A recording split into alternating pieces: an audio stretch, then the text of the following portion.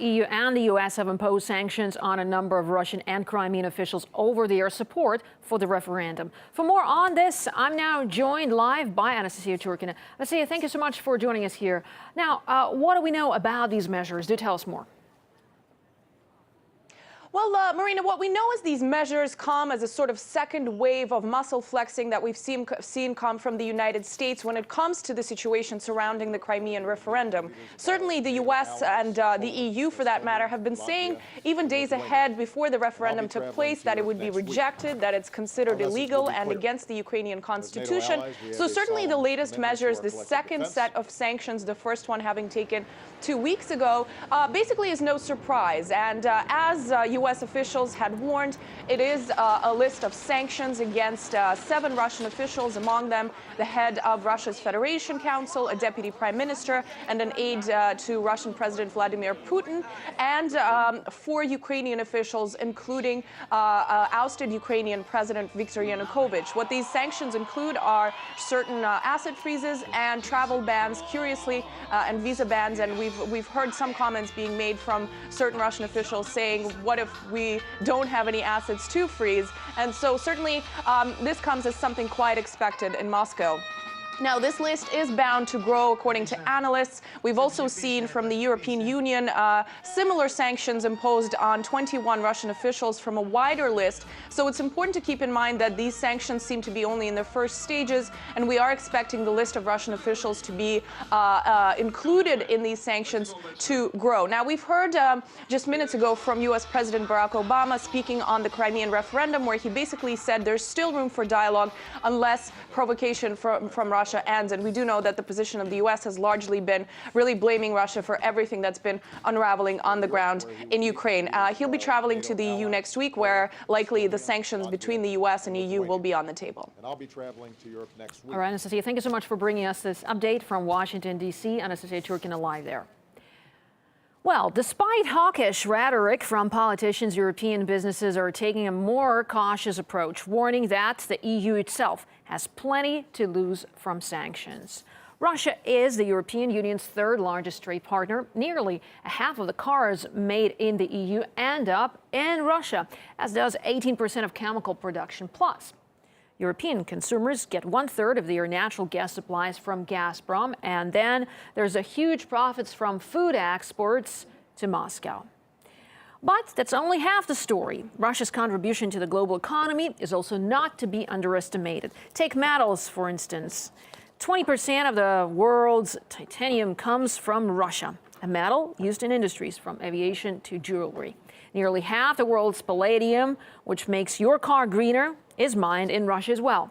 Then there's Russia's massive contribution in platinum, diamonds, and many other minerals. So any disruption in the supply of those commodities is bound to reverberate across the global economy. Now, let's talk about the sanctions in more detail with financial markets expert Patrick Young, who joins me live from Poland. Patrick, it's always great to have you with us here on the show. Well, as we heard, the U.S. and the EU are imposing sanctions on Russia, on certain Russian and Crimean officials, I should say. What, if any, impact do they expect to have? At this juncture, what we have is really only some sort of statement of impact. I mean, essentially, the European Union, allied to the United States of America, have put together a list of people, and they've said, oh, they're very important. And of course, the idea is they're trying to create fear. They're ultimately trying to create an impact that the Chelsea set, who are so ensconced in SW3 in London, and other Russians who travel overseas, will start to be afraid, and that hopefully they will somehow or other cause the Russian situation to change in the Crimea. So therefore, these are very, very much essentially open, simple statements of fact, because, of course, the biggest problem is that the next step to actually get towards tangible economic sanctions could be very difficult, because the European Union needs unanimity of all 28 members to move forward.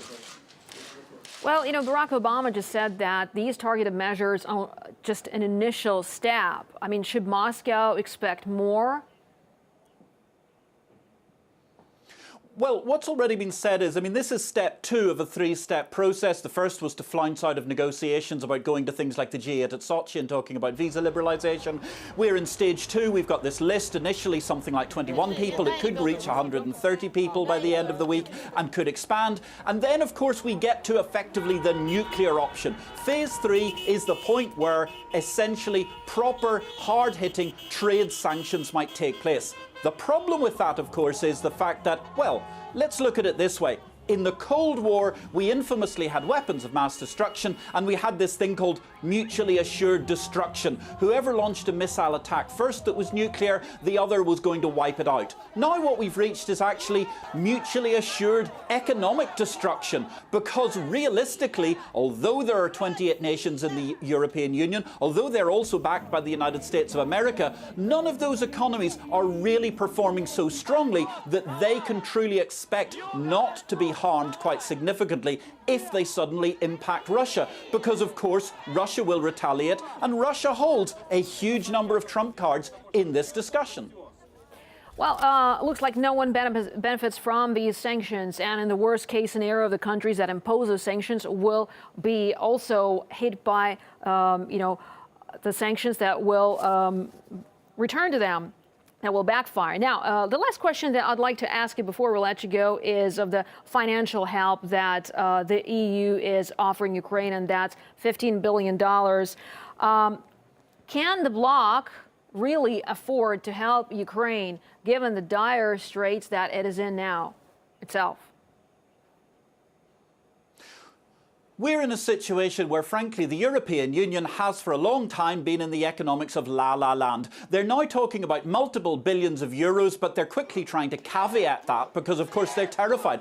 How can you possibly reasonably operate essentially a domestic policy within the European Union across 28 countries that leaves behind 50% of Greek youth unemployed, that has 30+% of the Spanish unemployed? This is an organisation in chaos economically. The euro currency doesn't work. It doesn't have the ability, the flexibility to devalue in the same way per nation as in fact Russia has with the ruble. So therefore, it is frankly political hypocrisy of the first order what has been going on recently, because certainly no one in Europe is in a position where they want to give their money to Ukraine, because all of the European nations have far too many problems going forward. And therefore also, how can they possibly turn around and say that suddenly we're not going to be able to build Airbus planes because of a lack of titanium, or indeed that we're going to stop exporting 100 billion euros worth of cars just from Germany and the United Kingdom that end up in the streets of Moscow and around Russia?